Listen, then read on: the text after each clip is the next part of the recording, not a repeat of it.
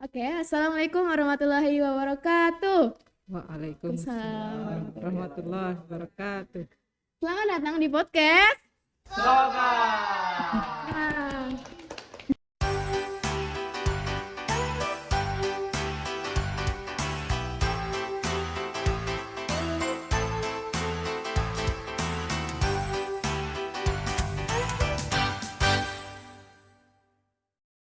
oke, kali ini kita akan banyak membahas seputar tentang dunia pendidikan dan perkuliahan, seputar akademik, seputar Fakultas Usul dan Studi Agama.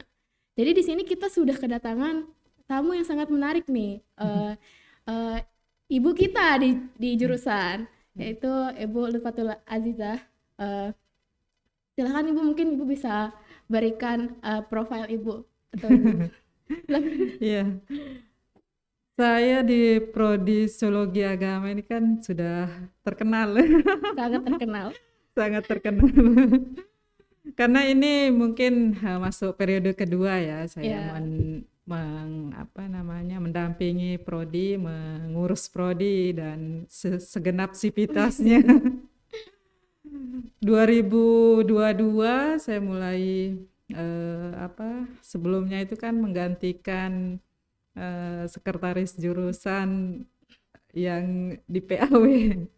Nah, ini periode kedua kita bersama kepemimpinan Rektor Pak Prof. Masnun ya. Dan kalau saya sebenarnya pendidikan S1 mungkin ya, sebenarnya kalau dibilang saya anak kandung, ya anak kandung, tapi bukan anak kandung Anak kandung. Sosiologi Agama ya. Tapi secara keilmuan mungkin saya dulu S1 itu tafsir hadis ya, Tafsir hadis. Usuluddin juga. Nah, Sosiologi Agama kan kalau di Universitas Islam Negeri lainnya juga di Fakultas Usuluddin. Nah, dulu saya berpikir kalau tafsir hadis ini kan identik sekali dengan kajian literatur ya. Nah, literatur Al-Quran ini kan nggak berubah ya. Benar-benar. Siapa yang berubah? Masyarakat yang Iya, berubah. masyarakat yang disuruh. Nah, ini yang kalau misalkan masih tetap di tafsir hadis mungkin bagaimana pengembangan keilmuan ini ya. Memang juga kajian ilmu Al-Quran, tafsir itu kan berkembang juga. Cuman mungkin sense atau ini ya selera akademik gitu ya. Secara akademik. Jadi kayaknya kajian masyarakat itu menarik gitu. Sehingga S2 saya kemudian saya ngambil studi agama dan resolusi konflik. Yang itu kalau saya melihat dinamika sosial itu menarik untuk dikaji dan tidak ada habis-habisnya. Itu dari ini ya, dari pemikiran secara pribadi saya gitu. Sehingga selesai kuliah S2, kemudian kembali ke saya S1 S2 di Yogyakarta, Universitas Islam Negeri Sunan Kalijaga, dan ketika itu saya berpikir selesai kuliah ini ngapain kita? Ya sebenarnya saya sudah minat untuk mengajar ya, cuman ketika kuliah pragmatis saya berpikir kuliah itu kita dapat teori, kita dapat diskusi dan pengembangan ini, nah praktiknya gimana? Nah jadi ketika selesai kuliah kemudian saya aktif di organisasi sosial, gerakan masyarakat. Dan memang sejak kuliah itu saya sudah ikut ya di organisasi ini yang kemudian kan memiliki banyak cabang, salah satunya di NTB dan berkantor di Mataram, dan saya lanjutlah itu. Nah ini kan juga maksud saya ikut gerakan organisasi gerakan sosial ini kan juga untuk memperkaya kita melihat realitas sosial, fenomena sosial, karena itu apa namanya, saya berprinsip pengetahuan yang kuat itu ya dari pengalaman ya. Nah, pengalaman karena di organisasi ini melakukan banyak pendampingan terhadap masyarakat dan sebagainya lah kerja-kerjanya. Nah, ini yang kemudian kalau saya secara pribadi profilnya itu yang apa namanya, memperkuat tadi pembacaan terhadap fenomena sosial, terus juga dinamika masyarakat gitu. Dan ya itulah yang membentuk ini ya secara keilmuan. Dan kalau secara apa namanya, struktural ya mungkin karena apa ya, S2 saya resolusi konflik ya, ketika mendaftar menjadi dosen ditempatkan di sosiologi agama, karena memang di sosiologi agama itu ada mata kuliah resolusi konflik dan lain sebagainya, begitulah. Wah, sangat menarik. Itu Baik. berarti memang sudah ingin terfokus untuk belajar tentang kemasyarakatan ya, Bu. Dan itu Sudah sosiologi banget sangat ini ya. Sosiologi sosiologi agama banget udah. banget. Oke, terima kasih Ibu sudah Iya. datang ke podcast kami. Dan mungkin kita akan lanjut ke pertanyaan yang pertama tentang seputaran sosiologi agama nih, oke Bu. Iya. Nah, bagaimana sih Ibu melihat posisi dan peran prodi sosiologi agama di tengah perubahan sosial dan keagamaan di masyarakat saat ini, masyarakat modern dengan penuh teknologi, AI dan lain-lain? Iya. Baik, peran prodi secara keprodian ataupun sivitasnya ya. Kalau kita bicara prodi ini kan struktural banget nih. Iya benar. Terus administratif juga. Nah, kalau secara struktural sebenarnya memang prodi sosiologi agama itu dibentuk untuk merespon tadi perubahan sosial, terutama apalagi berbicara tentang religiusitas sosial keagamaan ya. Nah, ini kan sangat dinamis sekali. Iya. Coba kita lihat apa dari tahun ke tahun perubahan religiusitas, apalagi dengan sekarang ini yang apa namanya AI, digitalisasi dan lain sebagainya, yang sekarang kan kita bilang zaman ini industri 5.0. Nah, yang dimana serba digitalisasi, terus informasi lebih cepat dan lain sebagainya. Nah, prodi sosiologi agama sendiri secara apa namanya struktural itu kan untuk mewadahi ya minat-minat masyarakat yang ingin apa namanya survive, yang ingin beradaptasi dengan cepat lah dari perubahan-perubahan apa namanya perubahan zaman yang begitu cepat ini. Nah, di prodi sosiologi agama ini kan apa kita ini masuk ke rumpun ilmu sosial humaniora ya, di mana sosial humaniora ini kan nggak seperti apa namanya rumpun ilmu sains, rumpun ilmu lain apa namanya ya eksak ya. Nah, kalau eksak itu kan kalau bicara AI, bicara perubahan sosial itu kan produk ya, menghasilkan produk. Nah, sedangkan kita ini saya merefleksikan melihat perkembangan tren riset aja itu ketika bagaimana sosial humaniora bisa menghasilkan produk gitu kan. Nah, produk apa kira-kira? Nah, ini yang menjadi tantangan ya di situ, menjadi tantangan dari prodi kita untuk merespon tadi ya, kalau kita yang paling cepat mengukurnya ya tren riset gitu. Tren riset. Ini udah ini ya, dalam banget bicara tren riset. Tapi memang apa namanya prodi kita itu kalau ini ya normatif ya, kita bicara profil lulusan, kemudian visi prodi, profil lulusan kita mau melihat apa, kita mau pengen lulusan-lulusan kita itu jadi analis sosial. Nah, itu profil prodi kita. Analis sosial ini kan kalau ditanya secara pragmatif ini kerjanya apa? Iya Kan benar. kerjanya apa sih gitu kan. Nah, kalau masyarakat yang awam kan memang nanyanya gitu kan. Analis sosial itu kerjanya apa gitu. Sebenarnya kalau kita lihat ya dari lulusan-lulusan yang sudah berapa tahun ini ya, banyak yang dan lebih fleksibel ya. Kalau misalkan keguruan jadi guru gitu kan, nah ini sosiologi agama jadi apa gitu. Kalau bicara profil lulusannya analis sosial ini kan sangat terbuka sekali kan, dan sangat fleksibel. Sebenarnya itu menjadi kekurangan dan kelebihan kita juga ya.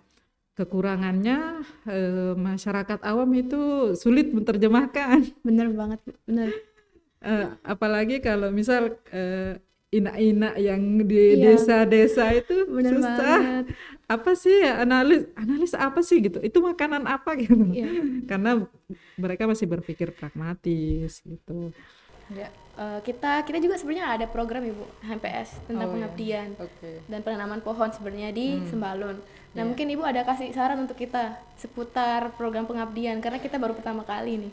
Ya, kalau pengabdian apalagi penanaman pohon ya itu relate banget ya dengan saat ini kan Kementerian Agama kita sedang mencanangkan ekoteologis itu. Ekoteologis. Nah, cuman bagaimana nanti membungkusnya itu menjadi interpretasi terhadap ekoteologis, kemudian sisi religiusitasnya apa gitu kan. Nggak cuman hanya misal nanam pohonnya itu pakai doa Bismillahirrahmanirrahim, atau kayak kemarin waktu Desnatalis itu ya, pimpinan kita nanam anggur, ada anggur California, anggur apa nama Jerman dan lain sebagainya itu.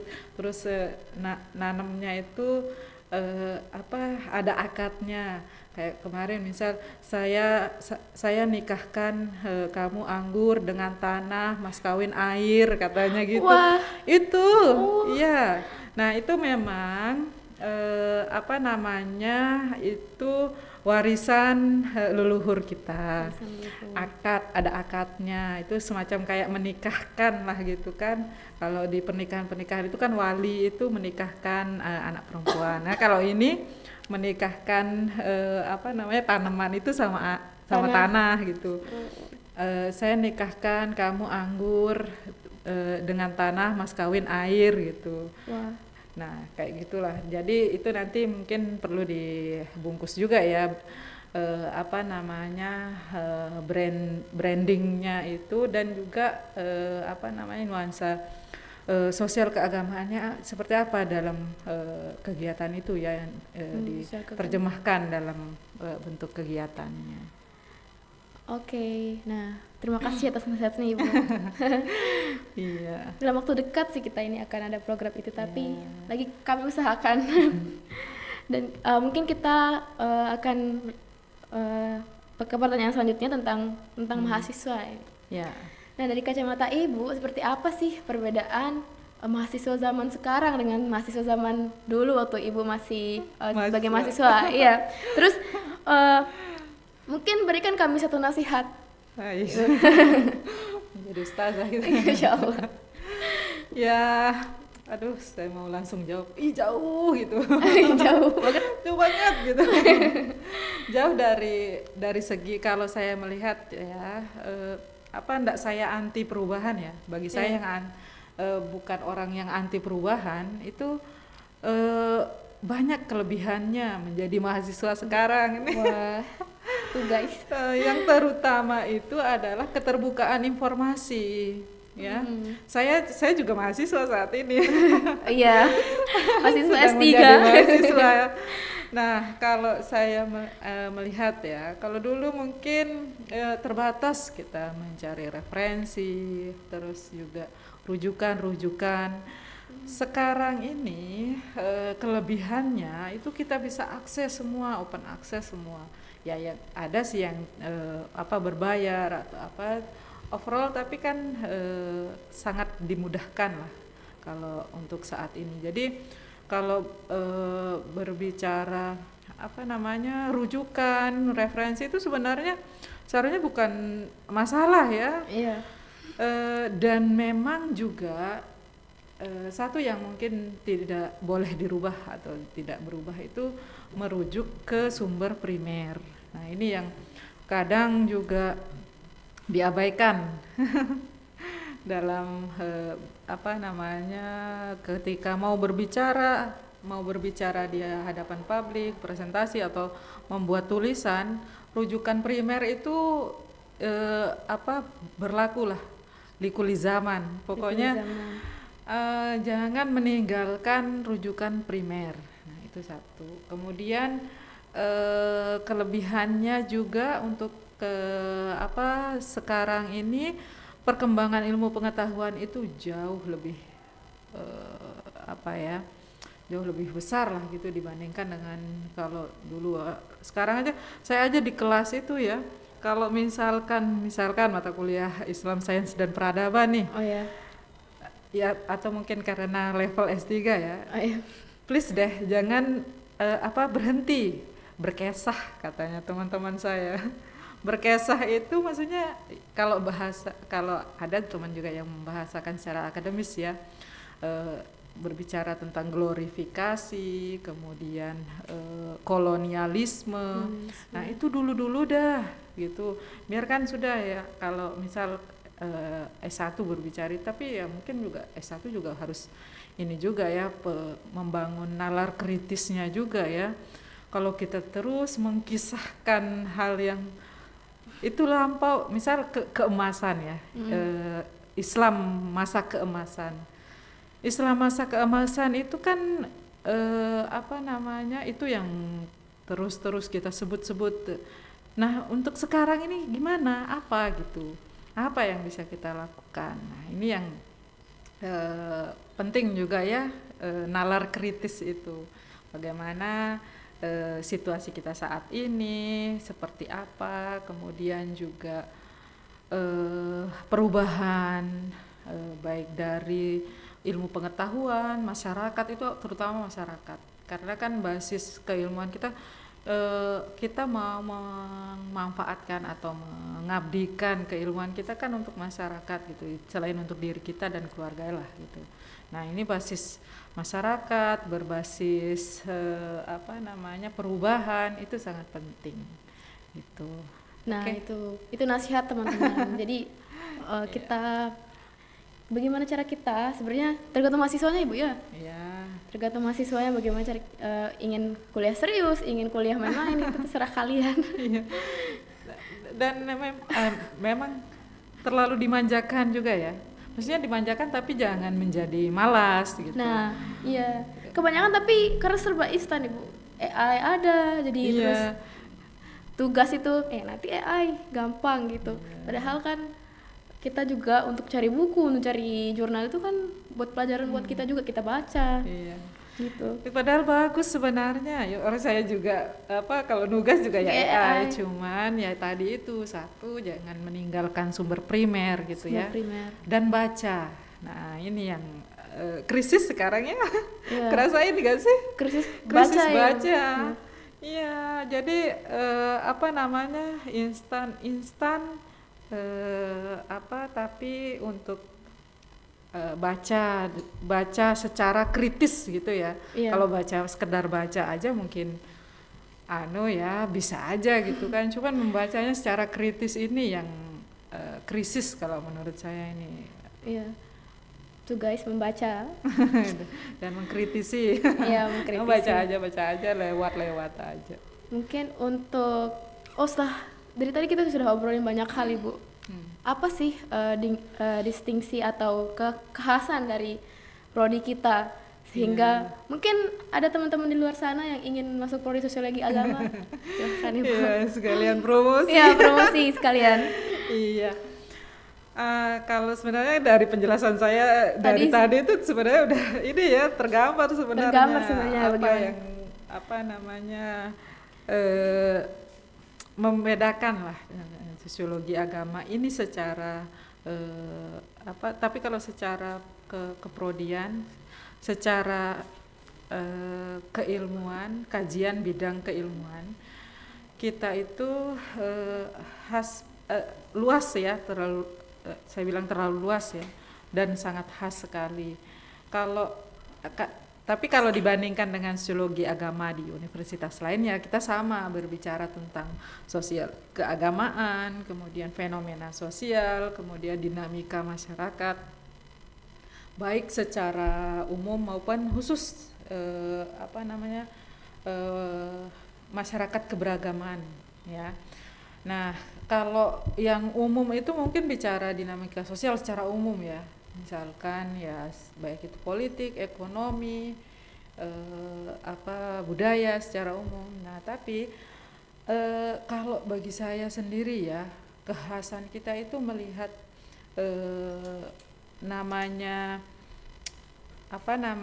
kita ini masyarakat beragama. Pertama itu kan Indonesia ini kan masyarakat beragama ya, wajib punya agama gitu kan. Kalau nggak punya agama dikeluarkan dari Indonesia. Enggak sih ya, mungkin paling ada sanksi-sanksi sosial gitu. Kemudian juga dari masyarakat sendiri kalau yang tidak mengakui agama itu ya resisten gitu kan. Nah, cuman kalau kita ini kajian sosial keagamaan itu kekhasan kita, kajian sosial keagamaan. Tapi tidak tertutup dengan itu. Jadi yang dikaji ya ritual, kemudian interaksi sosial keagamaan, bagaimana di masjid atau di mushola, pesantren dan lain sebagainya, itu kan simbol-simbol keagamaan. Hanya saja kita itu juga lebih luas ya, melihat agama itu terinternalisasi di dalam ya budaya-budaya, tradisi dan lain sebagainya. Karena kalau kita lihat ya tipologi masyarakat apalagi di NTB ini tradisi budaya itu sangat kuat. Nah, kita melihat masyarakat kita ya budaya bahkan makanya kenapa ada mata kuliah kita mistisisme juga. Iya, mistisisme. Nah, di masyarakat kita NTB ini itu masih sangat kental sekali tentang magic, kemudian mistis, terus ilmu-ilmu leluhur itulah. Kalau sakit kepala disuruh pertu. Iya itu. Nah, hal-hal kayak gitulah. Dan itu kan jadi lahan basah ini untuk riset sosial keagamaan mahasiswa sosiologi agama. Tapi memang di sini Bu kebanyakan riset mahasiswa tentang itu, tentang tradisi, tentang itulah kan juga saya juga lihat perkembangan riset ini ya, riset mahasiswa ini sangat tertarik sekali dengan tadi itu bagaimana agama bertemu dengan budaya ya, pertemuan antara agama dan budaya itu baik dari segi kalau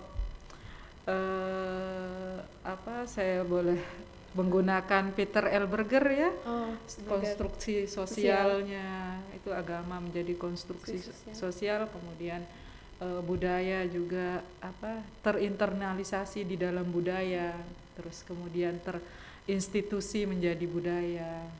Ini yang memang kita ini ya kekhasan dan saya bisa sebut begitu sangat ini ya, saya bilang jatuh cinta dengan kajian sosiologi agama ini ya dari itu. Pertama tadi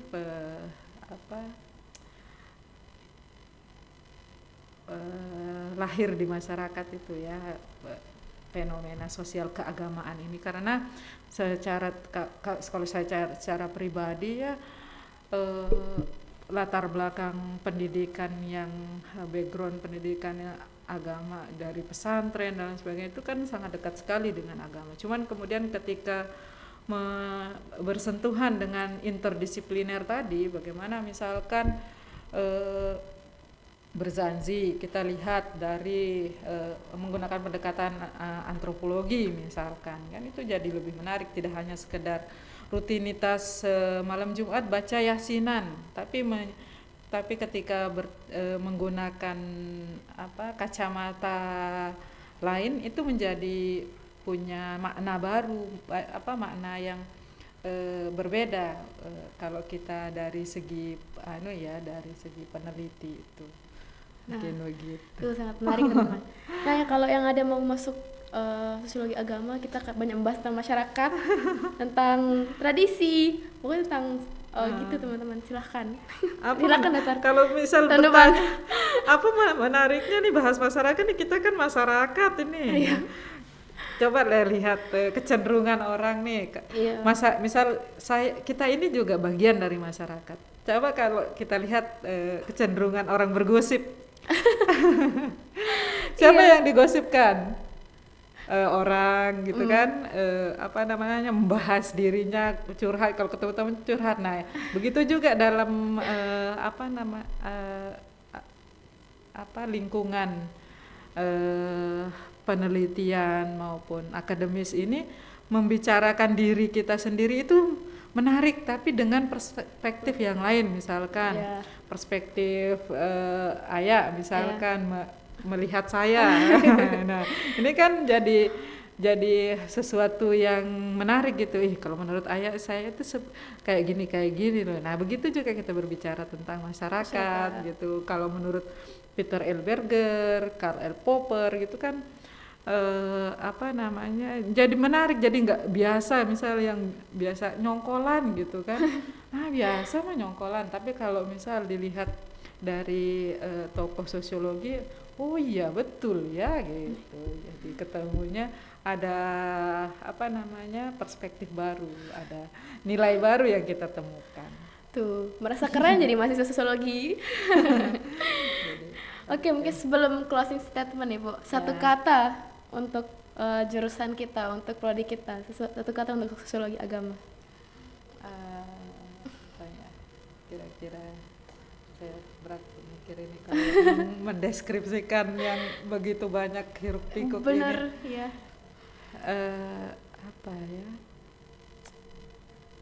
Berkembangkah mungkin ya, berkembang.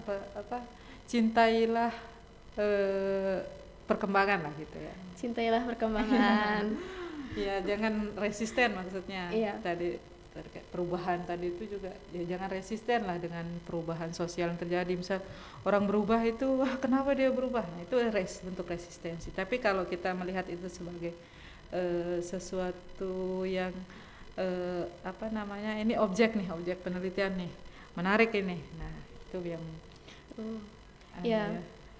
Jadi jangan stuck sebenarnya. Jangan stuck. Sebenarnya perubahan itu wajar di manusia, Ibu. Ya, karena manusia hidup. Manusia selalu berubah. Perubahan itu wajar. Oke, mungkin closing statement dari Ibu.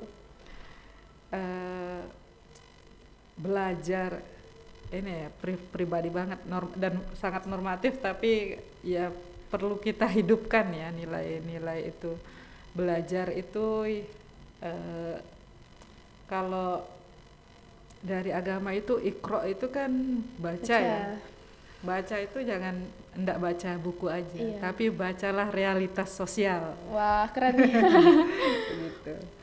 Baik. Udah sosiologi agama banget kan? Banget. Tuh guys, bacalah. Sudah bawa Al-Qur'an. Bacalah realitas sosial, karena kita hidup bermasyarakat, harusnya kita membaca apa yang ada di masyarakat kan. Oke, terima kasih Bu sudah datang di podcast kami. Mohon maaf mungkin ada beberapa kendala. Jadi semoga obrolan kita ini bisa menjadi manfaat untuk para penonton, untuk banyak orang. Mungkin kita bisa lebih berkembang lagi seperti yang Ibu bilang tadi, lebih berkembang. Oke, sekian, saya Bevani Walafiatin, Transforming Ideas into Reality. Kita pamit undur diri. Wassalamualaikum warahmatullahi wabarakatuh. Waalaikumsalam warahmatullahi wabarakatuh.